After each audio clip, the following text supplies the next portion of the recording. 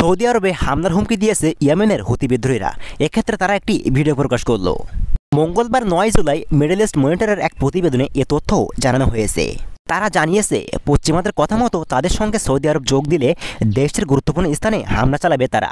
এমনকি হুমকির পরে বেশ কয়েকটি স্পর্শকাতর স্থানে ড্রোনের ফুটেজ প্রকাশ করেছে ইয়েমেনের হুতি বিদ্রোহীরা। মিডল ইস্ট মনিটর জানিয়েছে, গত সোমবার হুতিরা একটি ভিডিও প্রকাশ করেছে। ভিডিওর শিরোনামে বলা হয়েছে, জাস্ট ট্রাই ইট। ভিডিও ফুটেজে তারা দেখিয়েছে রিয়াদের কিং খালিদ বিমানবন্দর, জেদ্দার কিং আব্দুল আজিজ বিমানবন্দর, তাম্মামের কিং ফাহাদ আন্তর্জাতিক বিমানবন্দর ছাড়াও রাজতনুরা জিনানো জেদ্দা বিমানবন্দরকে দেখানো হয়েছে।